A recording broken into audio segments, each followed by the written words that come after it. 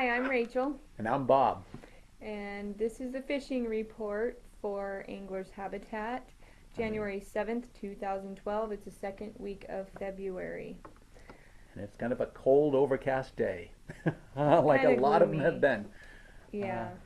So, we're just going to talk in general about what's going on. It's pretty much basically the same.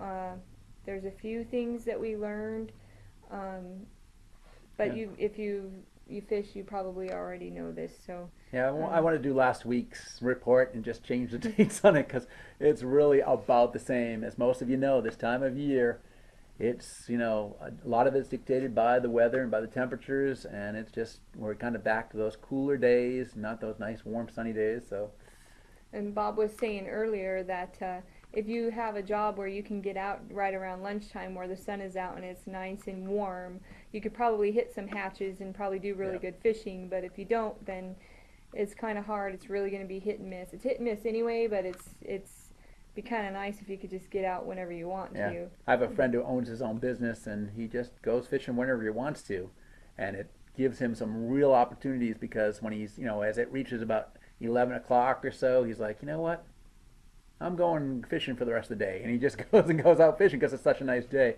If you're like us, and you know Sunday is your day off or whenever, and you're stuck to that specific day, we went over and fished the Oahe this last week on Sunday, and this last Sunday last week was overcast, 37 degrees, Hmm.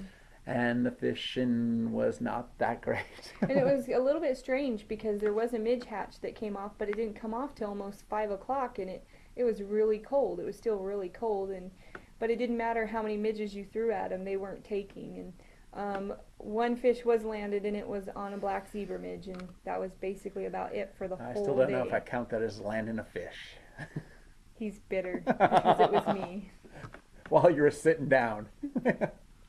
Hey, if you can bring it up on the rod and it's right there in front of you, as far as I'm concerned, IFGA states that if the leader he goes through the tip top, it's considered an official landing. So yes, I you did landed land a it. fish. It fell off, but it was up through the tip top. That was a So beautiful, about a 14-inch rainbow. But yeah, that was quite eventful. Very cold, but it was quite eventful. Uh, so still, like we were saying, there was a midge hatch that went off. So you're going to use midges.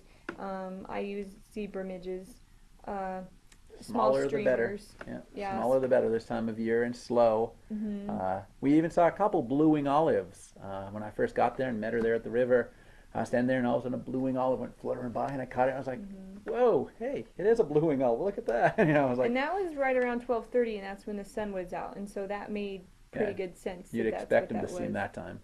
Um, it we're hoping that we're going to have regular river flows this year. Last year around um, June, July, it was 11,000 CFS on the Owyhee River, and so it's still pretty murky over there, and we're really hoping that there's a possibility that it won't be so bad, and that the new flow that'll be coming in with the spring melt off, if we ever get one, um, will clear it out a little bit more.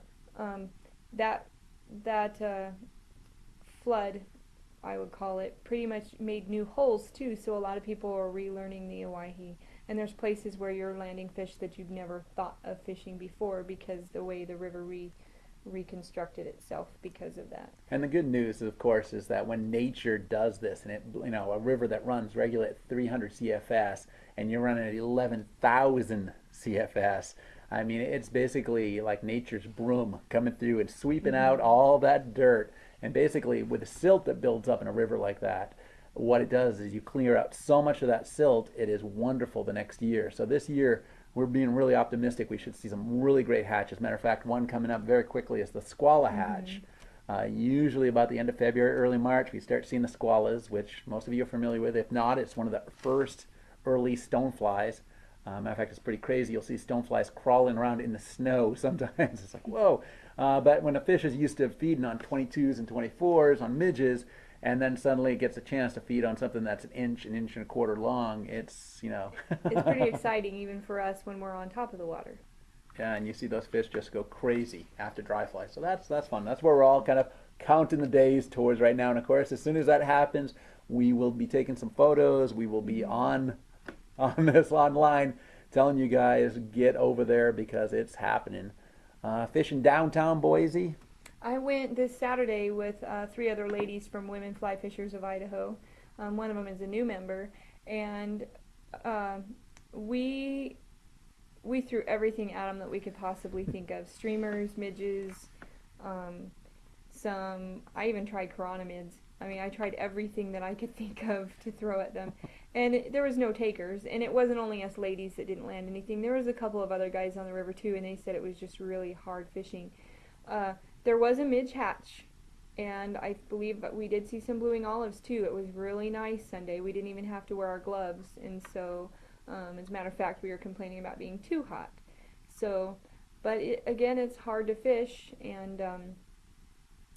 and it's just that time of the year. It's always going to be hit and miss, and so Yeah. I did see a few fish rising, but that was about it. And the Boise River's so big, the Owyhee River's so big, and I mean, it could have been hot one other place, and it wasn't where we were at. But we had a good time, and of course, we always do when we go out fishing. Good day to practice casting. Yeah, truly it was, especially for our new member because she's still learning all that, Yeah. and so it kind of helped to teach her pretty much how the water loads the Yeah. line And show her. drifts and how to mend line and everything else. So Exactly. it's a good learning experience. But one of us, the thing you're going to hear a lot this time of year, and it's the 6 words we all hate to hear as fly fishermen. But this is what you're going to hear this time of year: is you should have been here yesterday.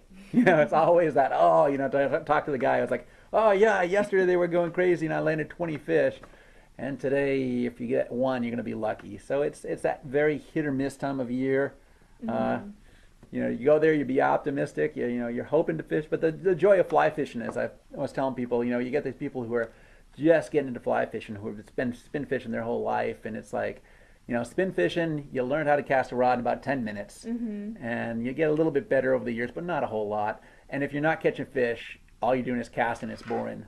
But the joy, one of my joys of fly fishing is getting out there and being able to. Matter of fact, that day we were over there, you were nymphing it quite a bit, and I nymphed for a little bit, and then just got bored with it and decided, you know what, I'm gonna throw dry flies. I don't care if there's nothing really rising, and I was just having fun casting dry flies to specific seams and hitting certain spots and getting the mend I wanted.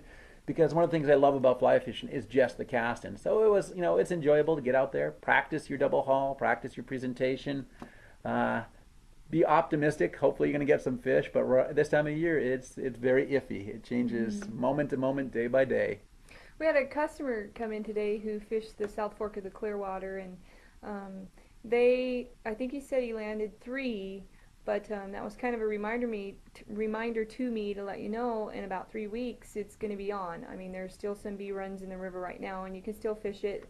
A lot of areas there's still a lot of ice, and so it's going to be kind of crazy if you want to go break ice to go steelhead fishing, but it's going to thaw out here pretty soon, so get your gear ready. I know I'll be going in mid-March for steelhead fishing up in Stanley. It's a trip that we have every year, and come April it's going to be packed up there anyway, so we go mid-March just to beat the crowd. But it's going to be fun, spring steelhead. And there are rumors that because we didn't have such a cold winter that you'll probably get some pretty good steelhead fishing in, maybe even early this year. So I don't know how true that is, but it's rumors, and so I don't know. We'll see what happens. As So fly fishermen, you have to be at least optimistic. yeah, I'm excited. Yeah. I'm totally I'm excited. looking forward to it. And then so South Fork of the Boise. the South Fork of the Boise, the road's still nasty.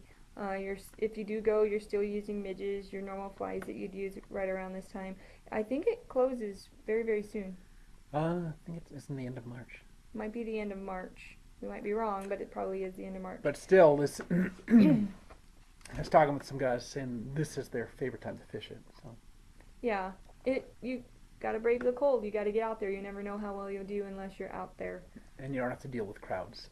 So that's True. nice. You don't have to deal with crowds. So I'd be out there. If I had somebody to go with me, I'd be out there. If your hands weren't numb, Yeah. if you didn't have to deal with the 4-wheel drive mud. Yeah. No. So that's probably what we have for the fishing report. But on another note, February 22nd at the Egyptian Theater in Boise, there is a fly fishing film tour. If you have never been to the fly fishing film tour, that is Check it out. something that I highly recommend. It is so much fun. It's a great crowd. There's raffles that they have. Um, what it basically is, it's a group of films that they put together that that have either won awards or were up for awards in the fly fishing community. Um, and you sit there for, I believe it's an hour and a half, 2 hours, um, and you watch these films and you see the bloopers and you see the comedy in it, and believe it or not, you learn things from these films, and it's great camaraderie to go with your friends. And they have a full bar, not a full bar, but a full snack bar there, and you can get snacks, and I think you can have beer too. See, that one word snack makes a whole difference. Well, and Full bar, I popcorn, mean snack bar. and it is. I mean, after a cold winter, where your best thing, that the only thing you can rely on basically is fly tying, great to get out there and see some people fishing. Even with the bloopers and everything, we're all like, "Oh, I've done that before. Yeah. I've been there. Yeah." Okay, Yeah, other people make that same stupid mistake. and But the doors open at 6:30, and the show starts at 7. Tickets are $12. You can get them at Idaho Angler on Vista, or you can get them at the door. You get them at the door, you're going to be waiting in a really long line. So I suggest trying to get them ahead of time. Uh, a great way to spend so an evening, especially yeah, with a lot of other guys who are into fly fishing, and it's enjoyable. It's a great, it's something even I think I'm gonna try dragging my wife and it'd be to. fun if you say you had a girlfriend or you wanted to just take somebody out on a date that's interested in whether the fact that you fly fish or not. But even if you don't, it's really cool to go and see those videos because you get a sneak peek of what really happens when you're fly fishing. And if people don't understand, they get to see more. You know, the old people have that old concept that fly fishing is when you cast the fly out, the fish jump out of the water at your fly. For people like that, bring them to the show because then they'll understand, oh, so that's how it works. Because I get that a lot when we're teaching lessons. So, do the fish really jump out of the water and catch your fly? You know, one of those things. Stranger things have happened. Seldomly ever does that happen, but there has been sometimes that it has happened. So, But yeah, anyone new to fly fishing, I mean, it's one of those things that you can do as far as no one ever calls me. it's one of those things you can do as far as what? I was gonna say it's one of those things that's fun, no matter whether you're just into fly fishing, whether you've been doing it forever. It's just an enjoyable evening, a lot of fun. So hopefully we'll see you there. Have a great time. If you want to, We're going to be there. no, yeah, absolutely. So you can see we're going to be famous because we do Rachel will these be fishing signing reports on the autographs. video. Yeah. And, Oh, and Wayne will be there too, and he'll sign autographs because he was just on TV. So. what was the show? Oh, it was American Restoration. You can And it view the was Pepsi called- machine here. And what was the show? The name of the title of the show, though, was American Restoration, and it was for the episode. 47, and it was the Is that Bucking Bull, Bull, yes. and the Pepsi Gull Wing machine, 1940s Pepsi Gull Wing machine. Anyway, enough of that. This is our fishing report for February 7th, 2012. You can reach us at 208. Go ahead. Okay, 208-454-8188 Or or www.anglershabitat.com. Thanks, guys. have a great week.